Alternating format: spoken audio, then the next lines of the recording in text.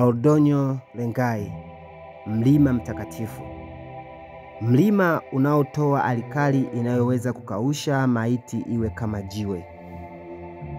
Karibu tena kwenye Nyuma ya Pazia na The Duke Dyson, kipindi kinachofichua siri na maajabu yasiyojulikana na wengi. Leo tunasafiri hadi kaskazini mwa Tanzania kwenye bonde la ufa la Afrika Mashariki, ambapo tunakutana na mlima wa kipekee duniani, Oldonyo Lengai, mlima mtakatifu wa Wamasai. Oldonyo Lengai, jina lake likimaanisha mlima wa Mungu kwa lugha ya Kimasai, umekuwa na umuhimu wa kiroho kwa jamii ya Kimasai kwa miaka mingi sana. Kwao mlima huu wa volkano ya moto bali ni makao makuu ya Mungu wao Engai. Kwa hiyo inamaanisha kwamba Wamasai muda volkano inalipuka ni muda wao wa kufanya matambiko, kusali kwa Mungu, maombi mbalimbali, na pia wanaamini kwamba milipuko ya mlima huu huashiria onyo au baraka za Mungu wao Engai.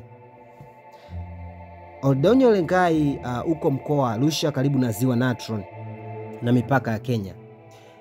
Kwanza mlima huu una kitu fulani hivi tofauti. Kwanza ni mlima wa volkano, lakini volkano yake ni tofauti sana na volkano zingine. Nikimaanisha kwamba kwanza kabisa lava yake ina joto takriban centigrade 500. Unaona? Ambapo lava za milima mingine ambayo inalipuka huwa ni zaidi ya centigrade kama 1000 hivi na kitu. Hii inafanya lava yake kuwa nyololo, nyeusi. Inapokuwa na moto inaganda na ugeuka rangi ya kijivu au nyeupe, hali isiyo kawaida kwa volkano. Lava yake ni ya baridi zaidi kuliko volkano zingine duniani, lakini bado inaweza kuwaka moto kwa haraka sana. Ajabu ni kwamba mlima huu mlima unaendelea kujijenga kupitia milipuko midogo midogo ya volkano na kuongeza safu za miamba mipya kila baada ya miaka kadhaa, lakini pia inafanya mabadiliko ya rangi. Lava inayoganda hugeuka nyeupe, tofauti na volkano nyingi ambapo lava hubaki na rangi ya giza. Mlima huu una mahusiano makubwa sana na Ziwa Natron, nikimaanisha kwamba volkano ikilipuka huwa lava zinaingia kwenye Ziwa Natron. Kemikali zinazotoka kwenye mlima huu huathiri maji ya Ziwa Natron, kwa sababu lava ikilipuka kuna kemikali zinaingia kwenye Ziwa Natron. Lakini kuna kitu tofauti sana ambacho kimekuja kugundulika kwamba viumbe wadogo wadogo wakiangukia kwenye Ziwa Natron huganda na kuwa kama jiwe, na baada ya hapo ni kwamba hawaozi. Kwa hiyo kuna kemikali za lava ambazo ziko kwenye Ziwa Natron ambavyo viumbe wakifia mle waga wanageuzwa na wanakuwa kama wamekaushwa na kutunzwa kwa ajili ya maabara, lakini ni kwamba ni matokeo tu ya kemikali kutokana na lava zinazotoka kwenye mlima wa Oldonyo Lengai.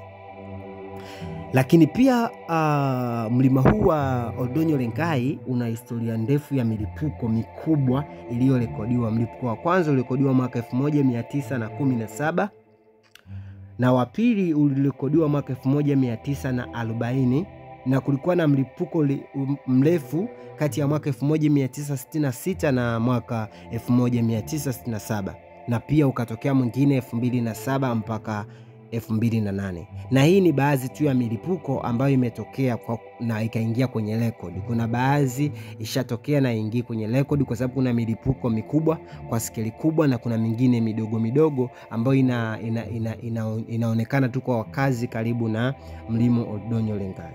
Na pia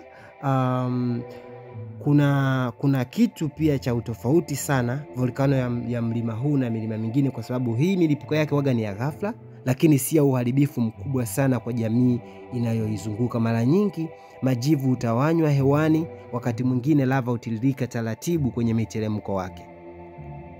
Na kwa Wamasai, kama nilivyoongea, mlima huu wa Oldonyo Lengai ni sehemu ya ibada na sala. Wanafanya matambiko maalum na ili kuomba mvua na ulinzi. Kwa upande wa utalii, mlima huu huvutia wageni wengi sana wanaopenda kupanda milima na kushuhudia mandhari yake ya kipekee, ambapo usiku anga linang'aa juu ya uwanda wa lava nyeupe. Kwa hiyo kunakuwa na muonekano tofauti sana, na watalii wengi wakifika Tanzania wakienda mlima Kilimanjaro bado wanakuwa na hamu kubwa kufika mlima wa Oldonyo Lengai, mlima mtakatifu, ambapo pia kwa wakazi wa karibu na mlima huu wana hadithi nyingi sana za mlima huu, ambazo zingine ni za kiasili. Mfano wa Masai wanaamini kwamba ng'ombe, ushuhuda wa ng'ombe kutoka mbinguni aliyeshuka alionekana katikati ya mlima wa Oldonyo Lengai. Ndo sababu hiyo pia ni kwamba Wamasai wanafuga ng'ombe wengi, lakini pia ng'ombe ni kati ya njia yao ya kiroho kwa jamii mbalimbali, kwa historia yao na kila kitu. Kwa hiyo kwa Wamasai wanaoishi karibu na mlima huu, wanaoishi upande wa Tanzania na upande wa Kenya, mlima huu ni kama ishara yao, ni kama nyumbani, ni kama sehemu inayoweka kwa pamoja, inajenga jamii kwa pamoja. Ndio sababu wakawauita mlima mtakatifu.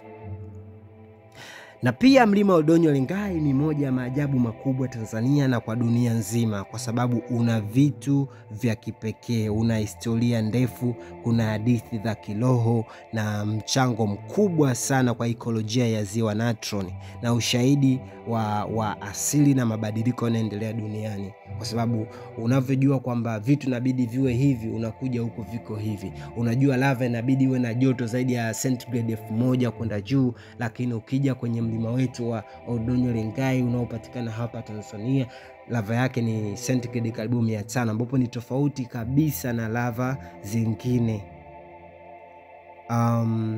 Ninakusanya hadithi nyingi zaidi kuhusiana na mlima wetu Oldonyo Lengai ambazo nitazileta hapa kwenye nyuma ya pazia. Je, umewahi kufika Oldonyo Lengai? Au una hadithi zinazohusika na mlima huu?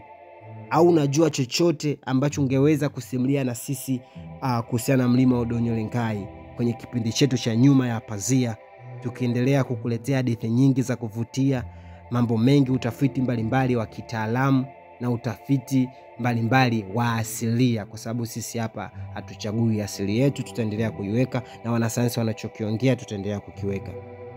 Karibu sana nyuma ya pazia na The Duke Disan. Unaweza kuendelea kutoa maoni, na kesho nina hadithi nyingine nzuri kwa ajili yako, nina historia nyingine nzuri kwa ajili yako kwenye vivutio mbalimbali ambavyo vipo Tanzania, ambavyo vipo kwenye vitabu na vingine havipo kwenye vitabu.